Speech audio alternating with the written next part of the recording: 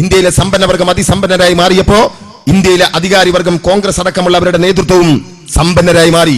കോൺഗ്രസിന്റെ നേതാക്കന്മാർ, DMKയുടെ നേതാക്കന്മാർ, UPA നേതാക്കന്മാർ. ഞാൻ ചോദിക്കട്ടെ എന്റെ പ്രിയപ്പെട്ട കോൺഗ്രസിന്റെ സ്നേഹിതന്മാരോട്, നിങ്ങളുടെ അഖിലേന്ത്യാ പ്രസിഡന്റ് ശ്രീമതി സോണിയാഗാന്ധി, ആ സോണിയാഗാന്ധി രണ്ടാം UPA സർക്കാരിന്റെ ഗവൺമെന്റിന്റെ കാലത്ത് എങ്ങനെ ലോകത്തിലെ ഏറ്റവും സമ്പന്നയായ 4ാമത്തെ ഭരണാധികാരിയായി മാറി? നിങ്ങൾ പറ. സൗദി രാജാവ് കഴിഞ്ഞാൽ, ബ്രൂണൈ സുൽത്താൻ കഴിഞ്ഞാൽ, ന്യൂയോർക്ക് മേയർ കഴിഞ്ഞാൽ ലോകത്തിലെ ഏറ്റവും സമ്പന്നയായ ഭരണാധികാരിയായി എങ്ങനെ സോണിയാഗാന്ധി മാറി? എന്റെ പ്രിയപ്പെട്ട കോൺഗ്രസ് ഒന്ന് പറ. ചരിത്രം എടുത്ത് പരിശോധിക്കും നിങ്ങൾ. പണ്ഡിറ്റ് ജവഹർലാൽ നെഹ്റു പതിറ്റാണ്ടുകൾ ഇന്ത്യ ഭരിച്ചു, ഇന്ത്യയുടെ പ്രധാനമന്ത്രിയായി. ലോകത്തിലെ ഏറ്റവും സമ്പന്നനായ ഭരണാധികാരികളിൽ ഒരാളായിരുന്നില്ല പണ്ഡിറ്റ് ജവഹർലാൽ നെഹ്റു. ആ ജവഹർലാൽ നെഹ്റുവിന്റെ മകൾ ശ്രീമതി ഇന്ദിരാഗാന്ധി ഇന്ത്യ ഭരിച്ചു നിരവധി വർഷം. ലോകത്തിലെ ഏറ്റവും സമ്പന്നയായ ഭരണാധികാരികളിൽ ഒരാളായിരുന്നില്ല ശ്രീമതി ഇന്ദിരാഗാന്ധി. ആ ഇന്ദിരാഗാന്ധിയുടെ മകൻ രാജീവ് ഗാന്ധി ഇന്ത്യ ഭരിച്ചു, ഇന്ത്യയുടെ പ്രധാനമന്ത്രിയായി. ലോകത്തിലെ ഏറ്റവും സമ്പന്നരായ 50 ആളുകളിൽ ഒരാളായിരുന്നില്ല ശ്രീ രാജീവ് ഗാന്ധി. ചരിത്രത്തെ പരിശോധിക്കും. ഇന്ദിരാഗാന്ധി ഇന്ത്യയുടെ പ്രധാനമന്ത്രിയായപ്പോ മകൻ രാജീവ് ഗാന്ധി വിദേശത്തെ യൂണിവേഴ്സിറ്റി പഠിക്കാൻ, ആ യൂണിവേഴ്സിറ്റി പഠിച്ചുകൊണ്ടിരിക്കുമ്പോ ക്ലാസിന്റെ ഇടവേളയിൽ തൊട്ടടുത്ത റെസ്റ്റോറന്റിൽ അദ്ദേഹം ചായ കുടിക്കാൻ പോയി. ഇതുപോലെ ഒരു മേശക്കരികിലിട്ട കസേരയിൽ അദ്ദേഹം ഇങ്ങനെ ഇരിക്കുക. അപ്പൊ ഒരു പെൺകുട്ടി വന്നിട്ട് ചോദിച്ചു രാജീവ് ഗാന്ധിയോട്, what can I do for you? ഞാൻ എന്താണ് അങ്ങക്ക് വേണ്ടി ചെയ്യേണ്ടത്? ഏതാണ് പെൺകുട്ടി? അതേ യൂണിവേഴ്സിറ്റിയിൽ പഠിക്കാനുള്ള പണത്തിന് ഇത്തിരി ബുദ്ധിമുട്ടുള്ളത് കൊണ്ട് പാർട്ട് ടൈമായി ആ റെസ്റ്റോറന്റിൽ ജോലി ചെയ്യാണ്.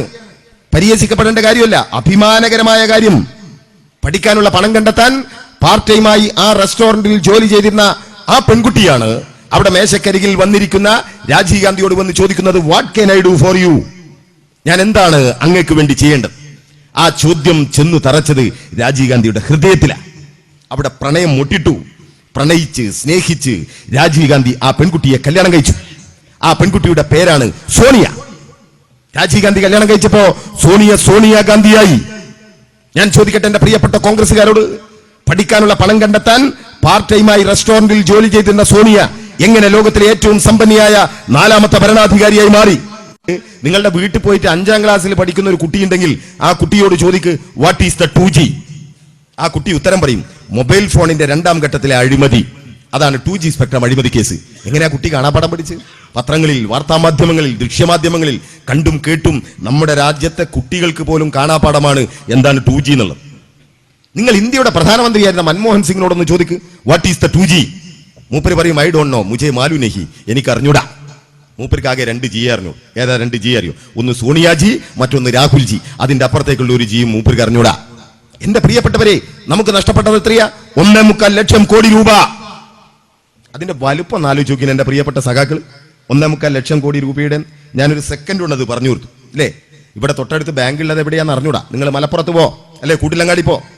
അവിടുത്തെ state bank of India, federal bank, ഏതെങ്കിലും ഒരു നല്ല ബാങ്കിൽ പോയിട്ട് ഒരു കെട്ട് നോട്ട് വാങ്ങുക. നിങ്ങൾ പഴയത് വാങ്ങരുത്. പഴയ നോട്ട് ഇങ്ങനെ ചേർത്തുക്കും. ഒരു കെട്ട് പുതിയ നോട്ട്, എന്നിട്ട് ഒരു സ്കെയിൽ കൊണ്ട് അളന്നു നോക്കുക. അതിന്റെ ഉയരം 1.25 സെന്റിമീറ്റർ.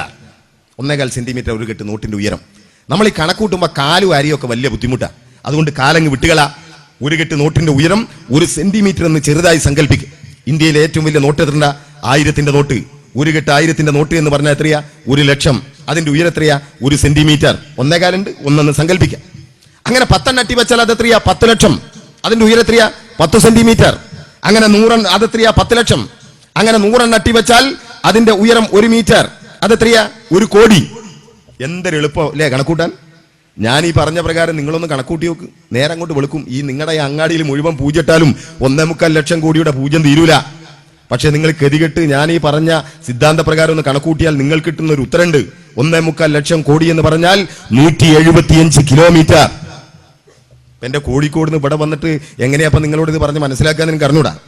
എന്റെ കോഴിക്കോട് നഗരത്തിലെ പാളയം ബസ് സ്റ്റാൻഡിന് മുമ്പിലുള്ള നാഷണൽ ഹൈവേ റോഡുണ്ട്. നിങ്ങളുടെ ഇതിലെ കടന്നു പോകുന്ന നാഷണൽ ഹൈവേ റോഡ്, തൃശ്ശൂരിലേക്ക് പോകുന്ന ആ റോഡിലൂടെ ഈ നോട്ട് കെട്ട് ഇങ്ങനെ അടുക്കി ഇങ്ങനെ വെച്ചാൽ തൃശ്ശൂരെത്തും.